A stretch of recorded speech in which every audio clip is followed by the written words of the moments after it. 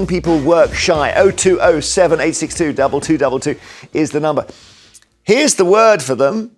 Neets. We're told Neets are on the rise. That is not in education, employment or training. That's a NEET. And we're on track for more than 1 million people aged between 16 and 24 who are Neets. And that's the first time this has happened since the aftermath of the financial crisis more than a decade ago. That means 1 in 4 off work due to disability and ill health. But of course, the question is, if that's 1 in 4, what are the other 3 off work for? Out of 3 out of 4. The Resolution Foundation says there are 940,000 young people neither earning nor learning. Disability and ill health a factor, but not for all of them. So what's going on? Does it mean they're work shy? What do you think, Dawn? I would hesitate to use the word work shy. However, I do think there is a difference between the generations of the attitude to work that I had when I was younger. And ironically, we're sitting with Sebastian, who's one of the hardest working younger people that I know. But I do think there is a difference in attitude between our generation, Jeremy, and some of the youngsters around at the moment. Oh, you're choosing your words so carefully. I know I am, because Sebastian works incredibly hard. Oh, that's so kind of you. But you're not the only young person. No, what do you think? What's going on? I'm not even that young either, but... You're younger than me, Sebastian, let's be honest. Well, that's subjective, well, I'm afraid. Not that anyone would necessarily It's not that difficult either. You're in your early 30s, so you're not true. young. Yes. You're getting older. But you know what? I remember when I was young, and we were also dunked on as well, and it was binge drinking and everything else. I think every generation gets slammed for something. Actually. We love to slag off young people, and this time it's alleged work shyness. Well, the figures speak for themselves. I mean, there's no way around it. Well, I mean, Dawn's being very polite, but I mean, you can't. There's no question they're not working, and they could work. There are 2 things going on. One is that I think the pandemic was a huge strain on mental health. You were sat at home if you were a student at school or university. How different an experience is that to being in the classroom or the lecture hall?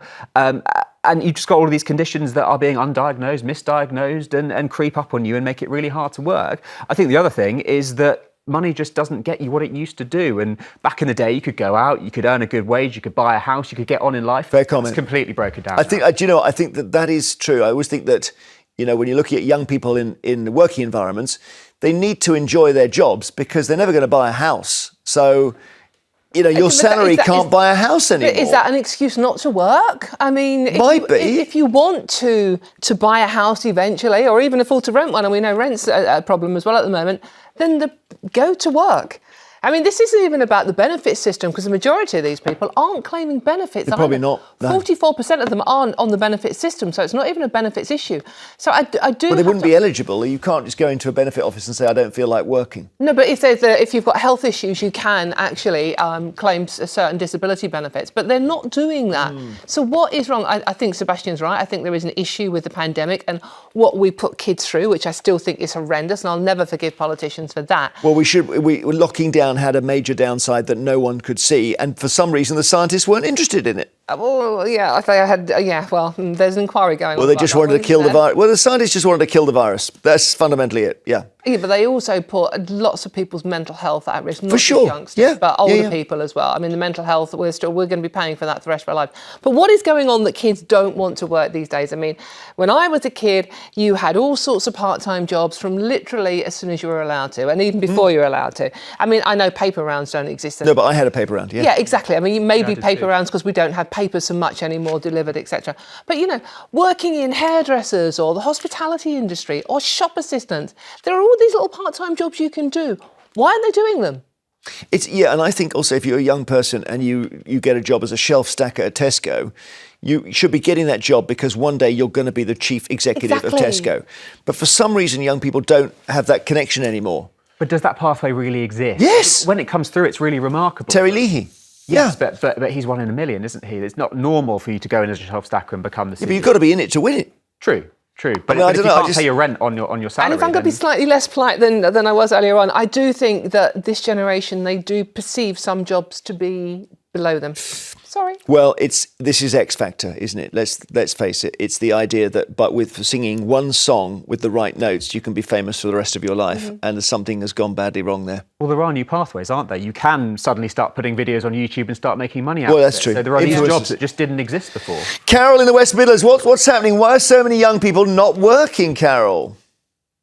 Well, I really don't know, because the young people where I'm actually living by, plus my own granddaughter who's worked since way before she left school. She worked in boarding kennels, clearing up the mess, helping with the dogs over the weekend. Brilliant. She left school and got a job straight away. And now she's got 2 jobs. 2 jobs. Because she works in the day. I won't say where, but then she works for a couple of hours in the evening to top up her wages. What a good lady she is. But it stopped her from going out at weekends and spending money, getting drunk and being silly. Well, that's an upside of having a job. But also it just shows she's not somebody who wants to throw herself on the stage, you know. You must be very proud of her. I am. I mean, she has got mental health issues, and she had about 4 weeks off work because she had a bit of a setback. Yeah.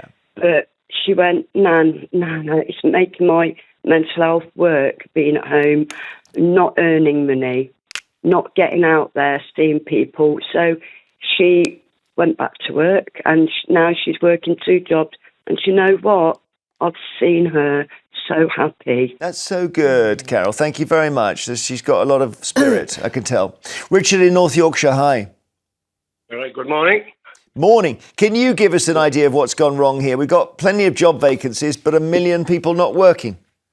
Well, I can only go by what I see, and what I see is around me is a lot of the parents spoil the children, and then what else do the children do? They expect this, they expect that, they want this, they want the other, and it's all on a plate for them. I don't know, I've brought up 5 lads, and I've brought them up to look respect and have manners and work ethics, and as I've had to do myself. When I left school, I could barely read or write, really, and I had to do 3 or 4 jobs to earn this, to do this, to do the other. It wasn't easy, it was hard. Yeah. Well, listen, I mean, I do hear when people take on people for apprenticeships, the youngsters, and we're talking about taking on young British lads or young women for apprenticeships, they often only turn up for 1 day. Oh, I had that because too tiring. Well, when I was editing a newspaper, I mean, I not that long ago, I would get journalists turn up, young reporters fresh out of university, who would expect to do their shift 9 till 5, and at 5 o'clock, that's it, I'm finished. And you can't phone me at weekends and ask me to do anything. That is not how you get on in journalism and lots of other jobs I know. Yeah. It's like, but they had this entitlement. No, this is it. This is what I'm doing. Why? I don't get it, Sebastian. Why is that? Because when I was a reporter in the 90s, I just didn't even look at the road truckers came in every day. Yeah. I didn't. And they said to me, "You're not supposed to be in today." I said, "Well, I don't know where the rotor is, but I've never seen it." Journalism's different though, isn't it? It's so go. It's so 24 hours. It's not the 9 to 5 job that many know. I think another point that Carol touched on briefly, our caller a moment ago, is that people want to work. It's good for your mental health. It's good for your self-esteem. It's good for your sense of identity. The problem is sickness and disability, and nobody chooses to be sick or disabled. Okay. Richard in North Yorkshire, did you say everything you wanted to say, Richard? Well, all I'm going to say is if the kids are brought up with no work ethics, with nothing like that, and everything's done for them. The parents buy a car, the parents do this, the parents do that. So what do you expect the kids to do? All right, thank you. It's a bit chastening for me as a parent. I worry that my wife and I are always in this tense thing of when I say, "Oh, look, let's send them out to have a meal together, the 2 of them." She said, "No, you've got to earn it. Well, You've got to work out. You don't eat unless you earn." I'm with the lovely Mrs. Vine on that one. I think Richard had a great point. I think we have, and our generation's to blame. We've wrapped kids up in cotton wool, and again, goes back to the pandemic. We were encouraged to wrap our kids up in. You can't go out. You're going to die. You know. It's like we're responsible for creating this generation. Yeah, the monster. Marie in Lancaster, hello. Oh, hello. Are you in your 20s? No. No. You sounded young. You sounded very young to me. No, Oh, and the I'm dog. in my 80s, actually. No, I think that a lot of the children are let down by the education system Right. and also by parental example.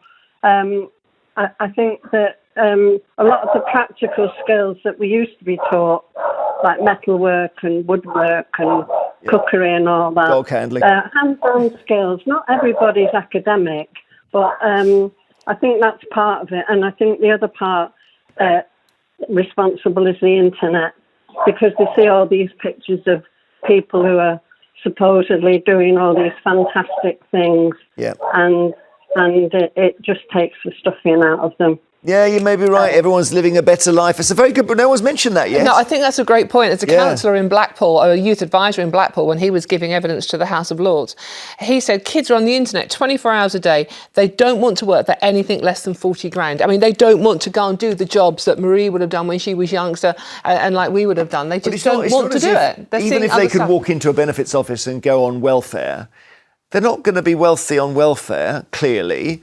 So it's not... You'd think at some point they would say that the only thing, I've got to do something here. I've got to get out of it. Yeah, and you know, we talked about the internet. There's a huge upside to that as well. If you want to start your own business, you can reach customers like never before from behind your laptop and have a fantastic life where you can work from anywhere. Yeah, that's a good point. What about that, Marie? You can start a business on the internet. Well, that's weird you should say that, because my oldest granddaughter has done exactly that. And what's she doing? What's she selling? She's not selling anything. It's more teaching and training. Okay. But she's got a really good business and done it from scratch. What about that? You know, brilliant.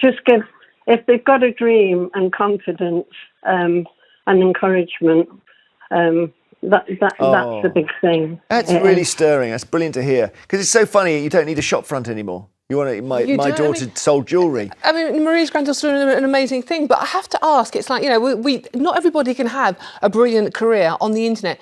We need builders, we need plumbers, we need electricians, we need people to do all the physical jobs still. Bricklayers. Where are they coming from? What happened to bricklayers? Do you ever see... I used to see them the whole time when I was a child, laying home, bricks. Didn't they? They were from the EU and they didn't want to stick around. Is that right? It was the Brexit thing. That was Brexit's fault. Yeah, and who can blame them? I don't know. I just wondered if we now have prefab houses and they just turn up and the wall's already built and you just... Very IKEA. Slam it all into place. Yeah. Marie, thank you. Billy in Essex, hi. Hi, Jeremy. Hey, is something going wrong here, or is it they're going to find their way? We don't need to worry. I feel like a lot of so I work in recruitment, so a lot of the young people that I speak to, they're a bit entitled in regards to what they want to do, because obviously they've grown in that sort of COVID era where they want a job in regards to, I don't want to be in an office. They've not really got that communication or that sort of them skills around people, so they want to be working from home. So you're a recruitment person and they would say to you, I want a job but I don't want to work in an office. Yeah, they want to be like, I want to be working remote. I want like the right opportunity. Incredible. Or that's not enough money. But I think some of the things that your panel said is right in regards to, you know, the opportunities that people don't want to do where they can work away. I'm sorry, we're losing the line. We're losing. You've got a little loose connection where you're on a landline, aren't you? Your phone where it connects. Just wiggle it. Yeah. It's got a loose connection. I'm trying to shake the wires. That better? Yeah, I think so. We hope. So people don't want to get in an entry-level role and work their way up anymore. They want to, like you say, they want the money straight away. They don't want to work for it. Thank you, Billy. That's the firm word there. He knows. Can I ask Billy a question? Yes, please, you do. Billy, I'd be interested to know, the people that you work with and that you place, are they Neets? Are they not in employment, education or training, or do they already have a job? So I work with one specific company, I'm not going to say who they are, but they get graduates into projects, because even graduates now are struggling to get the right opportunities, because everyone floods into like unis and think it's a guaranteed option for jobs after. It's not. People want people with experience. So if you leave school and then get an entry-level job doing anything, that's what people are going to look for, that sort of experience. All right. Drive what you. Thanks, Billy. So we lost do you remember that comedian Norman Collier? Yeah. Who used to do, and he, but not working. You with it, yeah. I don't, he did that. It was a shame, so I thought Billy was making Brilliantly done by Billy. It was what he was actually doing. Later, it's the papers and everything. Find out about the 10-year-old prodigy who's beaten a grand. But after the break, we're asking whether it did the right thing by increasing its on-street parking charges by percent. Is it fair enough if they needed money? 0207 862 22. See you.